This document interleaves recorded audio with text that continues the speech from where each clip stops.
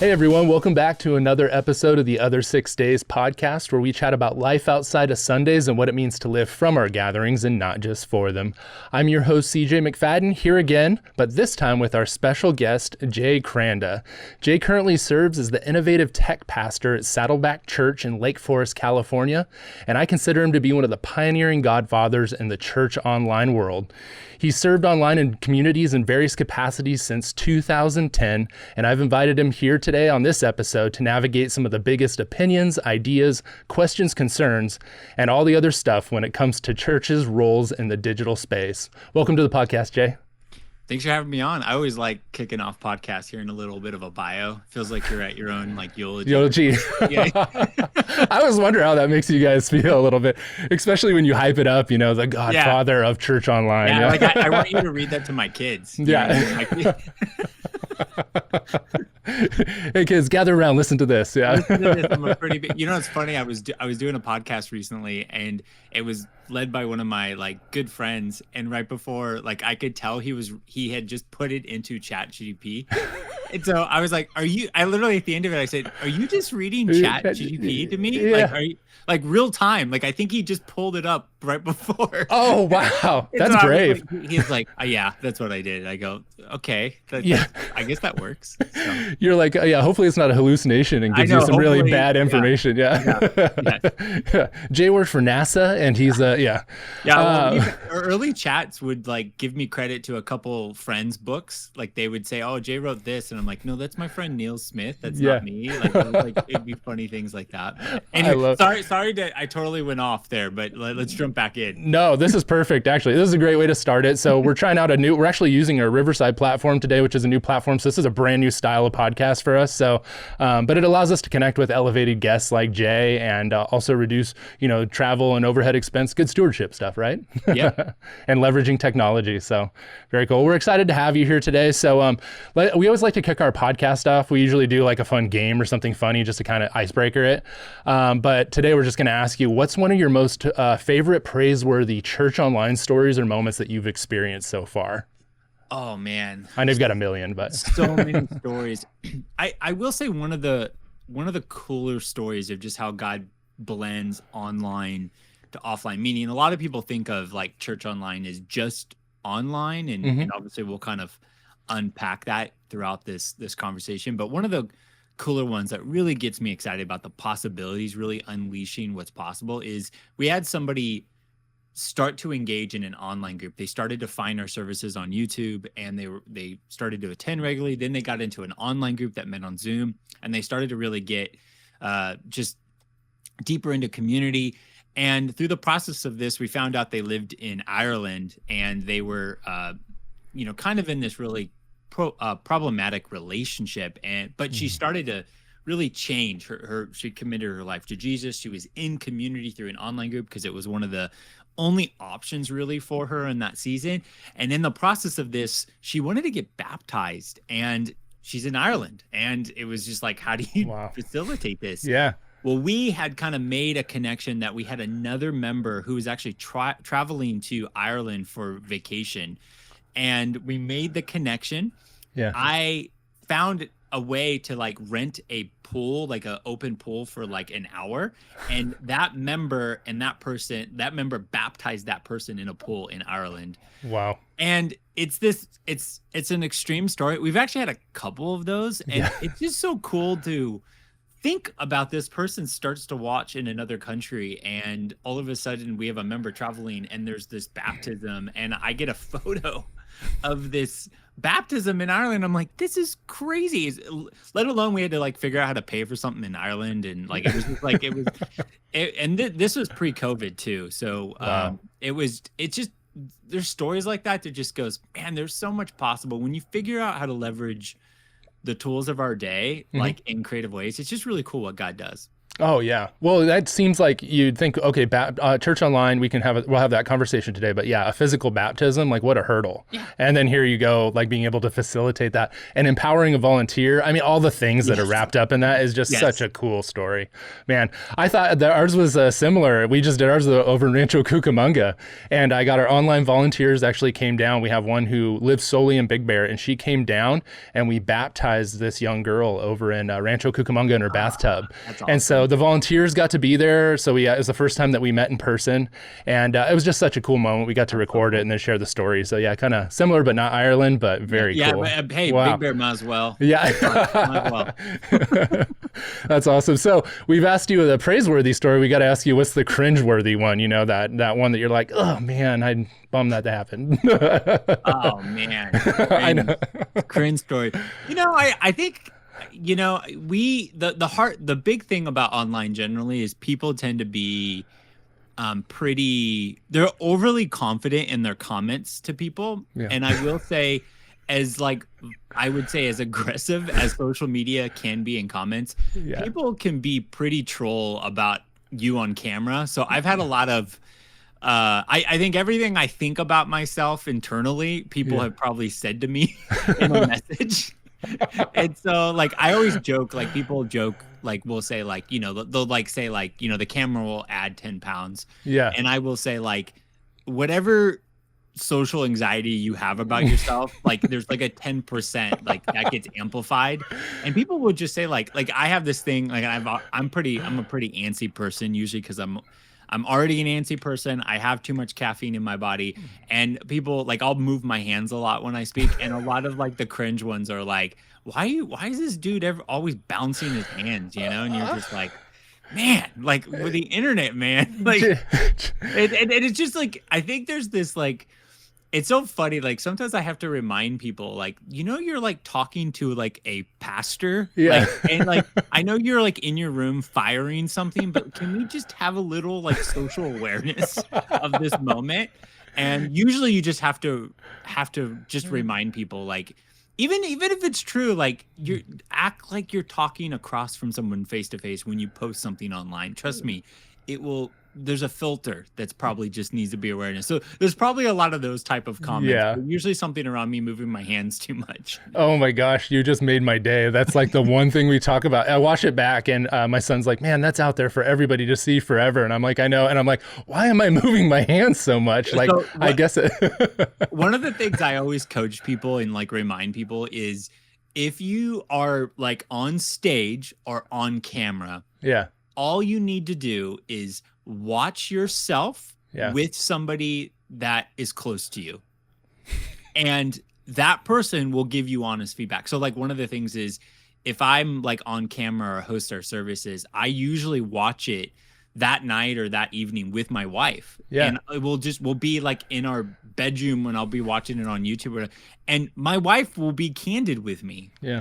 You know what I mean? Or my kids, if my kids walk in, they'll say something. Yeah. And it's hard because like if you watch with peers, sometimes depending on the relationship, they won't say something. But this is just like, I mean, in seminary and college, they would force me to record myself and watch myself. You learn so much about your unconscious like tics and things you do. And we all have them. Yep. And the same way as, and this is why I say the same way as you like judge other people. Yeah. Everybody else is judging you. And I'm not saying that that's right or wrong. I'm just telling you, that's what happens. Record yourself, watch yourself. There's such a great learning in watching yourself. And trust me, not that I'm like some pro at it, but I feel like I'm pretty good at it because I've watched myself for like 15 years. Yeah, no, you definitely will. You'll see, like you said, those little tics and little things that you can change, you know, putting where you place your hands, all that stuff. So that's great. I love it. Oh man, I feel that all the way. And people being brave as keyboard warriors too. That's the other one, like in the comments and chat. So yeah. Oh, there's so much bravery. Yeah, it's part of it. And you have to take it for what it is. And even sometimes feedback, you take it. You're like, yeah, I got you. But you know, maybe not the best way to say it, but got it. Yeah, a little gentleness behind that one. Well, before we jump in too far, why don't you help orient our audiences to maybe why we're having this conversation today, a little bit of your background, passions, and calling? Yeah, like I was somebody who came to know Jesus when I was in high school. I was 13 years old.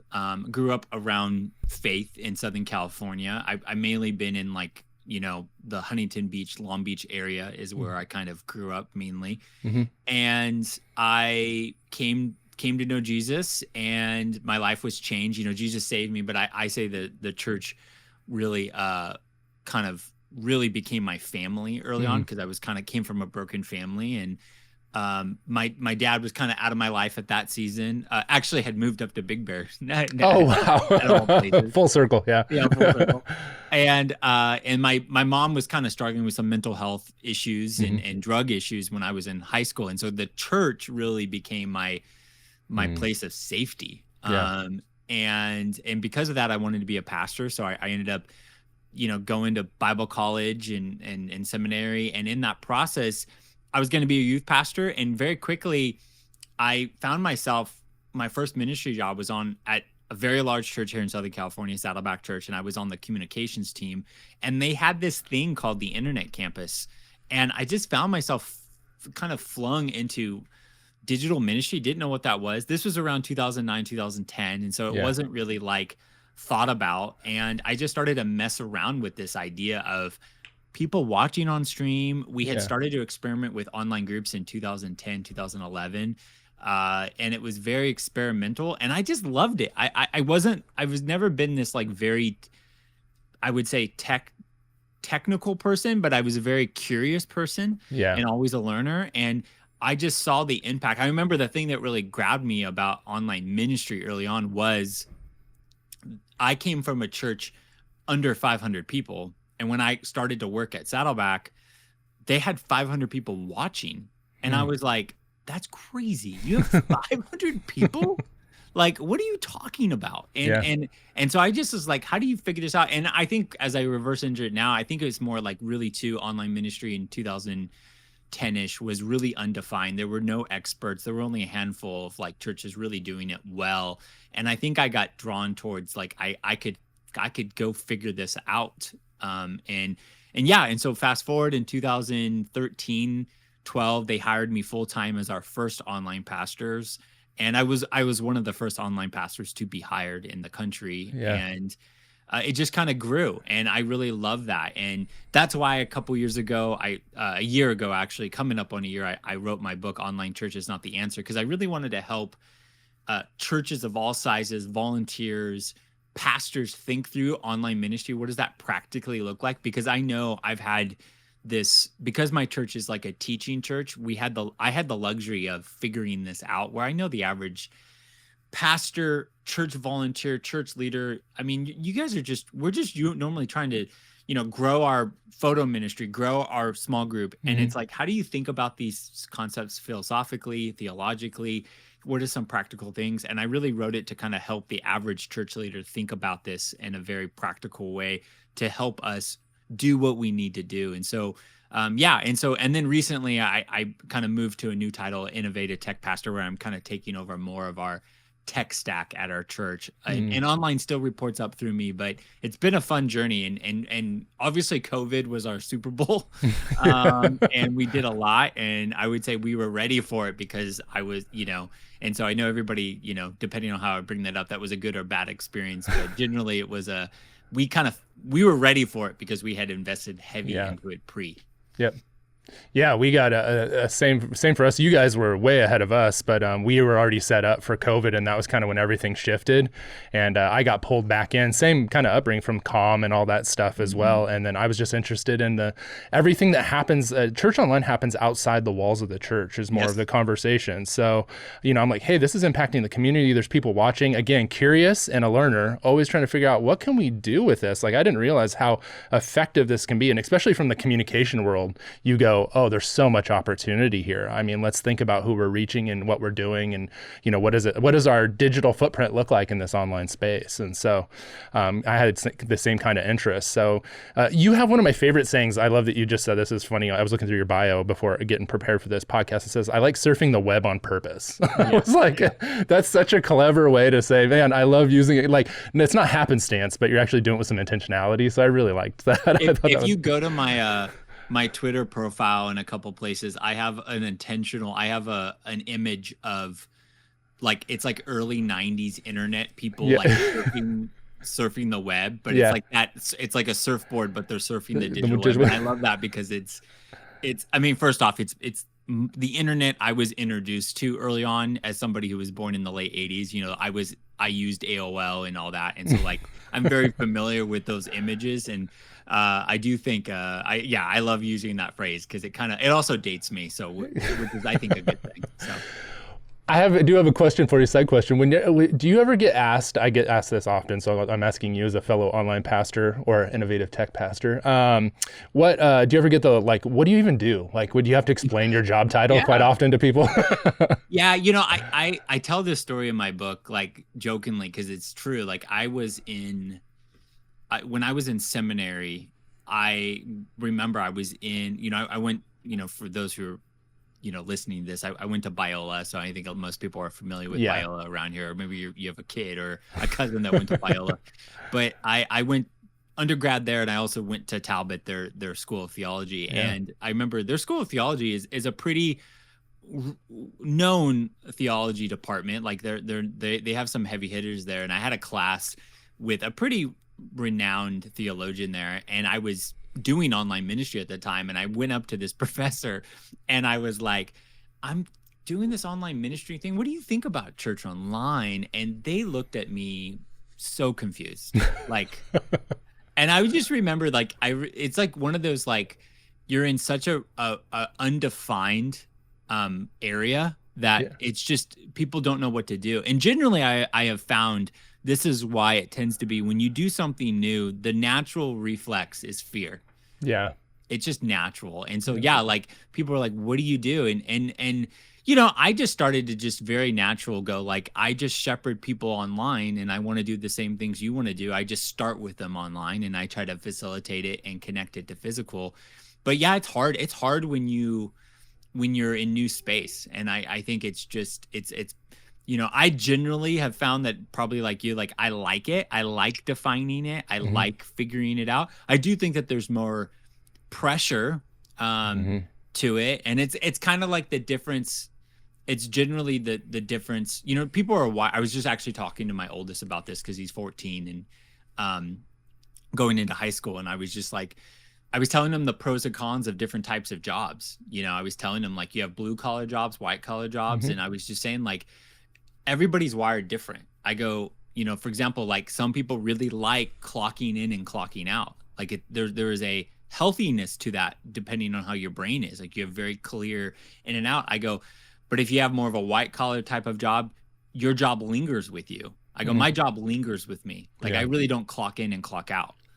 And I go, and again, pros and cons. Like it all depends. Like I see benefits to it. And so I was telling him, because he started this like cross country practice, and I said, like, for example, you put in a lot of work and you might like the clock in, clock out, or you might want this. And so for what I like about my job with it being undefined is that I had to figure it out, and I was never clocking out, and I kind of like that. And still to this day, I mean, you and I could talk about it, like there's still some really undefined aspects of like doing ministry online that are still figuring out, especially post-COVID. I think we're figuring out like what's forever changed, what's different, maybe there's some ground that we lost that we need to re-get. And so I enjoyed the pioneering aspects of that.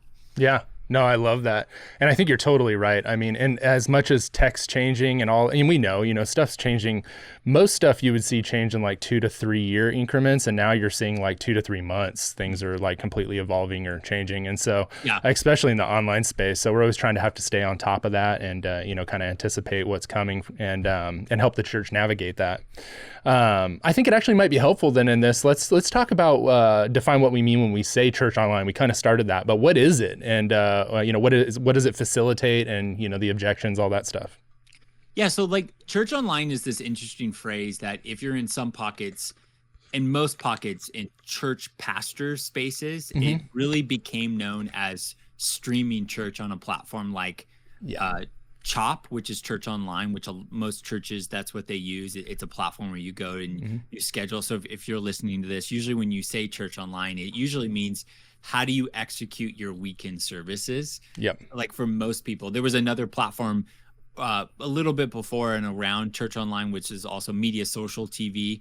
That was another platform that was very popular. And if you look back 10 years ago, it was just like, how do you push out your weekend services? Because early on, most people don't realize it costs a lot of money to stream your services. Yeah. And really in 2000, was it 15 or so, around there, Facebook made it free to stream, and that was a huge pivot. A lot more churches onboarded after, and so and then a couple years later, YouTube Live came up, and it's that people can take for granted stuff that's free now, but early on it did cost. This is why when our church started streaming our services, I think in 2004, and it cost us thousands of dollars every month to stream, because it was, I mean, this is like if you think about it, this is like Real Player, all these like platforms that were around in the early 2000s.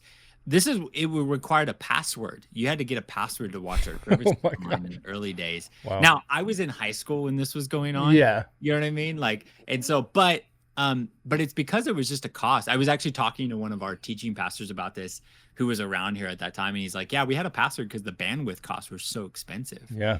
And so like Church Online for most is just weekend services, but really, I think everybody who's doing real church online, meaning like they want to make it bigger, they want to do more. They want to do online groups. They want to provide ways for people to serve online. And then they want a way for that to connect to the physical experience. So like, if I think about, like, to me, church online is a really problematic phrasing of it. Like, I like it, but I want it to move beyond. This is why my book is titled Online Church is Not the Answer. Yeah. Because the subtitle is Beyond Just Streaming to Hybrid Disciple Making. What I want is, like, I think about somebody who's listening to this that's part of you lead a volunteer ministry. The question is not how to just get people to sign up and serve. The question is, how do you do what you need to do? So like every ministry, area of ministry, person, like you have an objective you're trying to get. And my point that I'm trying to drive is, the objective isn't just to fill a room. The objective is to produce spiritual fruit. And the question is, how can digital and technology aid you in your objective? And so I think, like, for example, a lot of ministries like have done this coming out of COVID, like have a fourth space WhatsApp group where everybody who signs up to serve, you get thrown into a WhatsApp group and you get to talk when you're not meeting. Don't just send an email out anymore.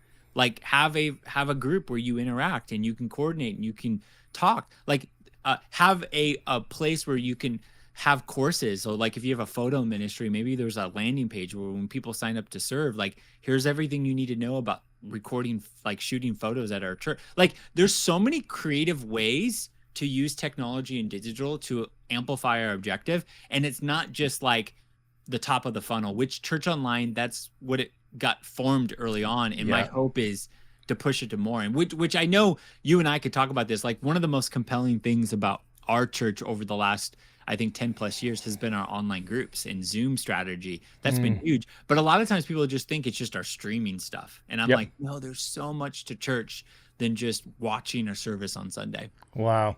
That's so helpful. I think that'll be helpful to a lot of our audience members who are listening and watching, because I think that's where a lot of churches get stuck at, is this idea that church online, even like you said, it's problematic with the language, that it is just a weekend streaming service or content delivery. And so, but there's so much more. I love it to what you were talking about. We talked digital discipleship or hybrid discipleship opportunities. And so we're seeing the language change quite a bit. And I don't know we're still figuring out which one serves the best, best awareness, or is most helpful to our churchgoers and to our audiences out there. But I love that. One of my favorite ones originally when it first came out is everybody would call it pajama church. That was the one. Yeah. That was everyone's like, well, you just get to sit at home and watch the service in your pajamas. Like that's mostly how people knew it during COVID. I know that one. I actually have one of my first volunteers ever that helped me in online ministry. James, he is an amazing dude. He was really cool story about how God led him to this and so forth. And he was actually legally blind, and online was one of the only ways he could really engage. And I found he was one of my key volunteers in the early days, but he would say that a lot, like let our tagline should be only socks or something, like and I would James is a friend of mine, but I would be like, James, can we stop branding it like laziness? Yeah. Like and like it's, I understand it because there is a group of people where like online there, and a lot of the data too, like if you look at a lot of the data recently from like there's guys like Brian Berg that create a lot of data for online church and what's happening. There is like some of the data recently has been a lot of the core people that use it regularly are core attenders and new like regular people, like meaning like people that who are watching your streams, like the core people that watch your streams every week are people that are deeply engaged.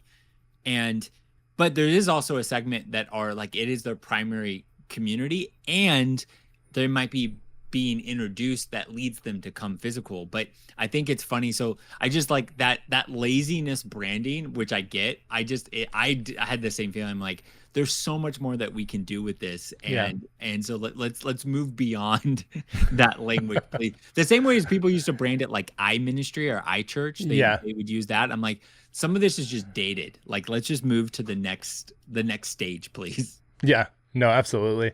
I would ask in that, in what we're talking about, what would you say, and I'm jumping ahead a little bit, but like, what would you say is kind of I know just some thoughts and ideas about where we talked a little bit about where we've been and where church online's come from, but as far as, and I want to talk more about where we're at, but where it's headed, what do you think is kind of the future? When we talk digital discipleship and some opportunities that there is online, like where are we going towards building communities? Is it just better content delivery? Like, I don't know, speak a little bit about some opportunities that you see there, some like movement that you see from where we were to where we're going. Yeah, generally, we're at the disposal of how easy the tools are and how people are familiar with the tools, because there are a lot of cool things happening. The question is does the average attender member like use these tools regularly? So a great, use case of this would be Zoom. Zoom was something that was around before COVID. I was a paid user of Zoom for many years before COVID. I was very familiar with Zoom. Yeah. And COVID had this forced adoption where a lot of people, it was the only thing. And we had this huge onboarding of technology experience. And then people, regardless of what you feel about Zoom, pros and cons, I think a lot of people have understood why video conferencing can be a really good companion tool to in person. It doesn't mean it replaces everything in person, but it could be a great way to kind of gather people and train people and connect. Like even my own church staff, like we meet every month in person, but there's every 2 weeks before we meet in person, we have like an all like video conference call, because it's really nice because we have people all throughout Southern California. And sometimes just getting everybody in a room it's a huge investment. And so what we do is we meet in person once a month, and then the other part of the month we meet on Google. And I think a lot of volunteer teams and teams and families are realizing, hey, we're not going to not meet in person, but maybe there might be a reason to do it on. And so like Zoom and COVID forced everybody to figure that out. I think when I was actually just reading a book about this, it was talking about why some things don't go viral. And they were kind of talking about this idea that, and this is more of a philosophical thought for people to process, but they said one of the things is, during COVID in the last couple of years, and a lot of reasons because of politics, and I think everybody feels this, social media, there's been this like very contentious conversation that can happen if you engage online. And they said what happened was the last 5 years or so, the public discourse online has kind of been eroded. It can be very contentious. What happened was a lot of those conversations moved to online to small groups onto platforms like WhatsApp and iMessage threads. And so the idea is that, and they were kind of talking about like when you are forming conversations, you need to bring up things that might be disagreeable. And it's really hard to have those conversations on public platforms now because everybody's so like attacks each other. Yeah. But but they said those conversations are still happening in digital ways, but they're happening in smaller groups like on iMessage threads. So you and your friends might have a thread where you just talk about certain things.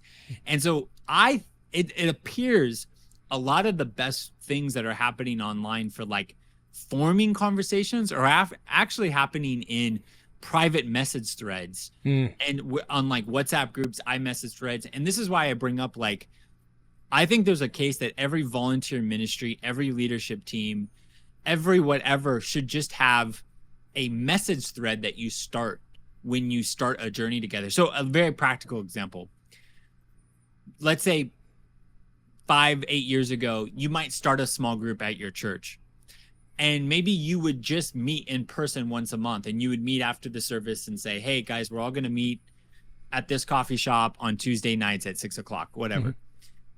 I think now it's very clear that that group, when you start, you should start a message thread together, and you have, and I call it, I actually talk about, I have an online group section in my book where I call it home base and live meeting space. And so you have a time where you meet. So you might meet in person on Tuesdays at this coffee shop, or you might meet on a live Zoom, but you also have a home base thread. And this would be on iMessage. This might be on WhatsApp. And the idea is that what we find is a lot of communities happening in these like message threads. And like, I bring up the example of like my brothers, and I have a brother that lives in Missouri, and I have a brother that lives in the Tustin area. And I think about this a lot. Like, and if I was born in any other era, my message thread with my brothers would be reduced to maybe an every couple year trip. But now we get to text throughout the week. Yeah. We have this really, and think about this, every ministry, every relationship that you have, like texting in these like private groups that you feel like that you trust, like you got to trust them. Like, these are really forming. And I actually think most of the innovation around discipleship is around these home-based threads that are linked to maybe resources. So like a new ministry, like you have somebody join your ministry, now they join this thread, and at the top is pinned like a Google folder with all this training, and you get to onboard and build community. And so that's not a fancy execution, but I do think that it's a very like practical way of how you disciple people in community. And these message threads are really compelling. And that book really amplified how that's really been a very big thing coming out of COVID, because and that's where all the growth, I think it's actually one of the reasons why I've felt, I don't know if you felt this, Facebook groups have really kind of died the last couple of years. And you might argue because they're too public and they're not private enough. And all that conversation has just moved to WhatsApp or iMessage. And I feel that's generally true. Yeah, no, I love what you're saying, because you're just, and you say this in your book, especially even with the title, which I think was so clever. It's such an attention grabber, and like, you know, I've been listening to it, and so I listen to it as a Audible, and so it's real easy for me to consume that way. Of course, as an online pastor, I'm listening to all kinds of podcasts and consuming information. But I love you're saying, like, it definitely, I think there was a huge worry, and I get engaged in these conversations a lot with people about their worry that church online is trying to become a substitute for in-person gathering. And so really that's kind of at the heart of all of this. And we're talking about, no, this is a tool, there's opportunity, we'd say more than supplementary, but definitely not a substitute for in-person gathering at all, right? Correct. Yeah, I do not see it that way. And the analogy I use is around like how I use digital and technology with my relationship with my wife. Like her and I like text and call and interact all throughout the day, but that's never competitive to the idea of me coming home to her. Yeah. We use it as a tool to amplify and enhance our relationship, and we love it.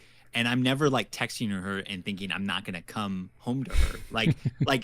Now that doesn't mean you're not aware of the potholes of how digital and technology can get in the way of our relationship, because digital technology does provide new issues. This is the idea, like people will complain about social media, how it's causing all these problems. And the irony is we're acting like there weren't problems in the garden. Like people, wherever people are, there's going to be problems. Technology does amplify those problems, creates new problems for us to solve. And maybe it's a little bit easier for those problems to get big, Yeah.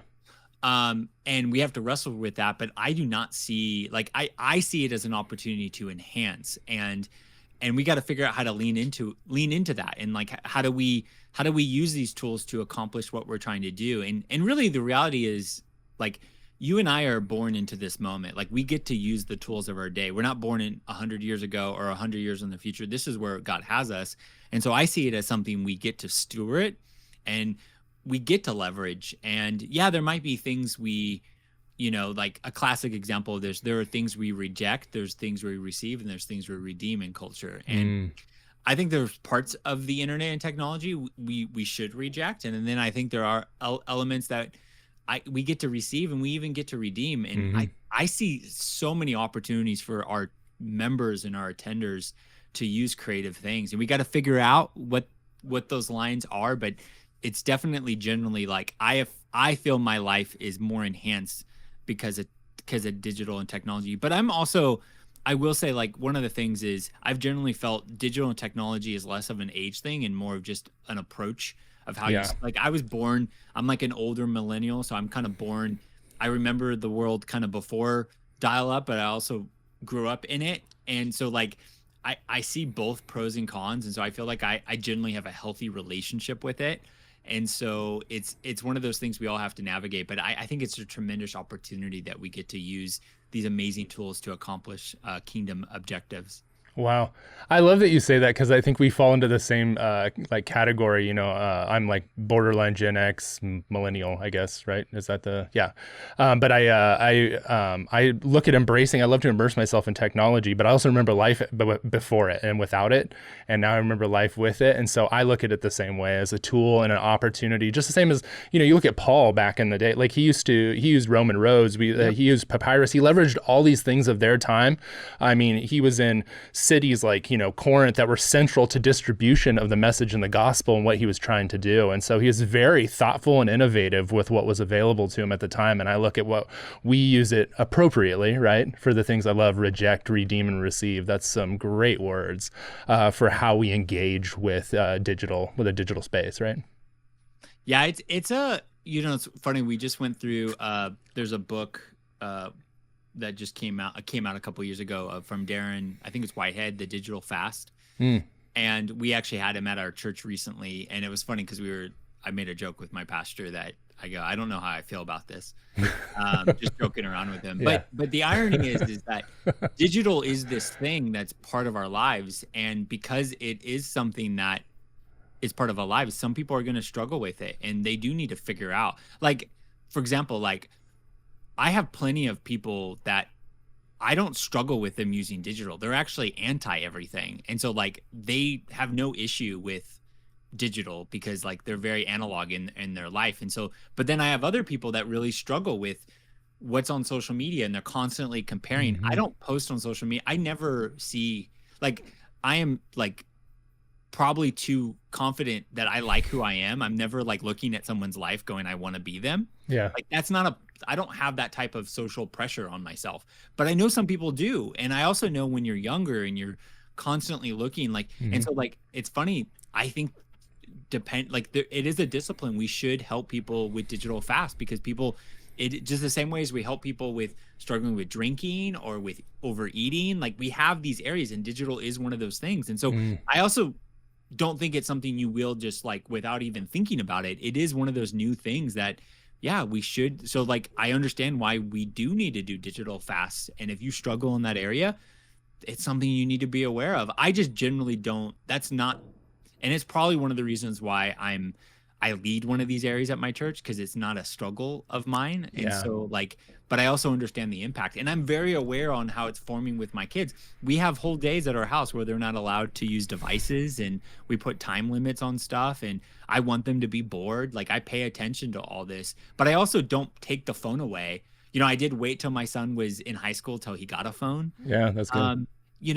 But I'm not going to wait till he's 18 to give him a phone. And so like you have to figure out, like, cause there are lines here. And again, this is the hardest part about a lot of this stuff is it is a moving and changing thing. And as we get data, we have to adapt. And I think this is why I did write the book, because I wanted to help church leaders and church attenders think about digital in a way that can be maybe challenging and also help maybe provide a little bit of an outline to help you think about how to embrace this in a very practical way. Yeah. Wow. That's really good. Well, as we get ready to wrap it up, Jay, would you say, last question, would you say, and you've kind of mentioned this, digital discipleship is a possibility. Would you say that there is an opportunity there for the people like, well, no, that can't be done, or I don't know, talk about that. Yeah. The same way as I think I could have a relationship with a friend or a family member somewhere else in the country, I think the same way as you can have discipleship online. Like I don't, and then I also bring up the very challenging, but I think it's true. Like I do find it ironic that we put in, I make a bigger argument about this, but like I think it's interesting that the core argument that church can only be done in person. I think it's really interesting that our primary relationship with our God is non-spatial. Yeah.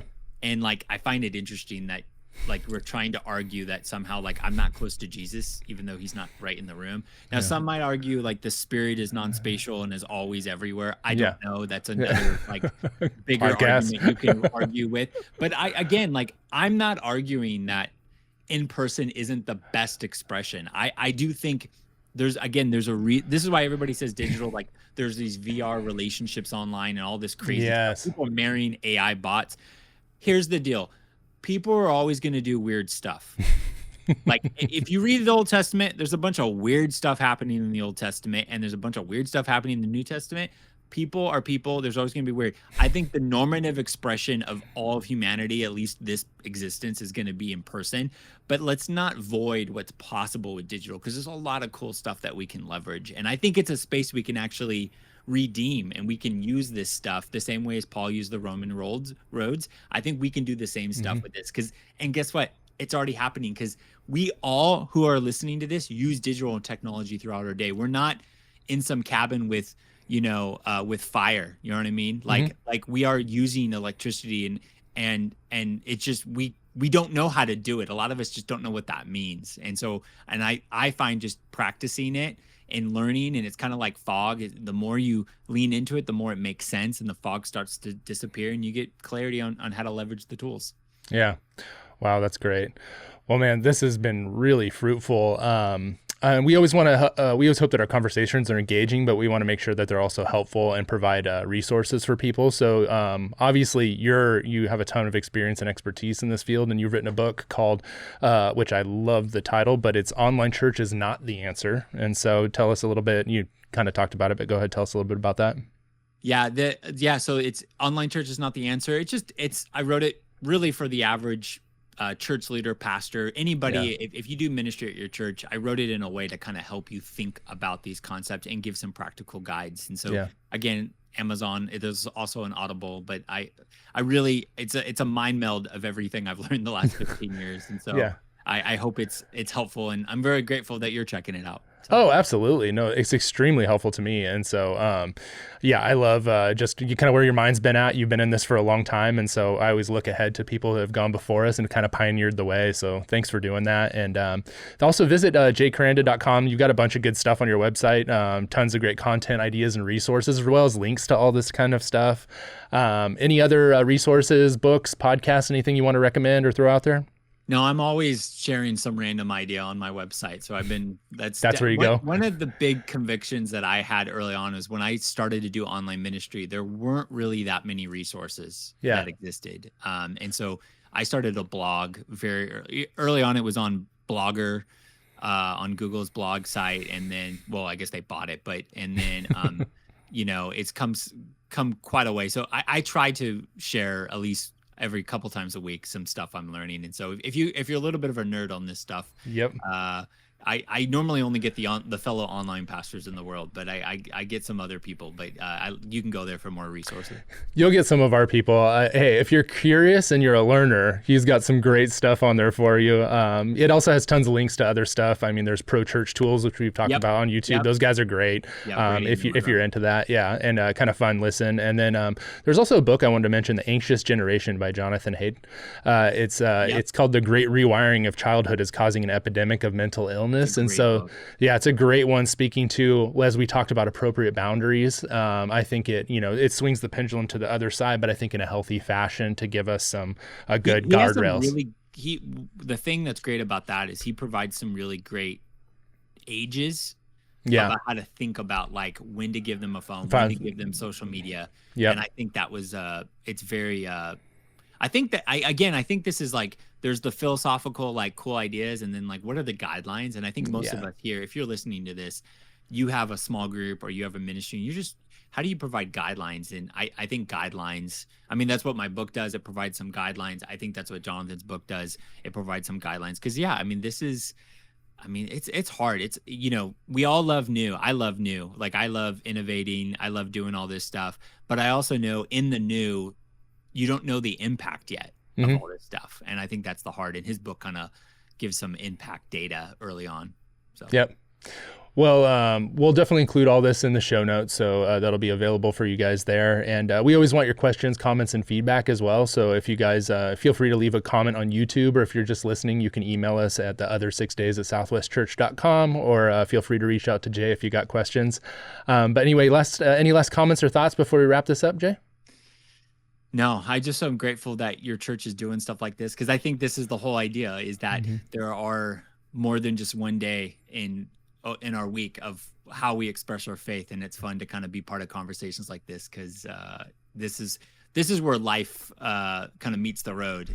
So it's fun to kind of dive deep. So I hope this encourages your church, and there's some kind of cool idea that comes out. If this sparks something, please let me know about it. I would love for you to message me on Instagram or somewhere and let me know maybe some cool idea you implement after reading my book.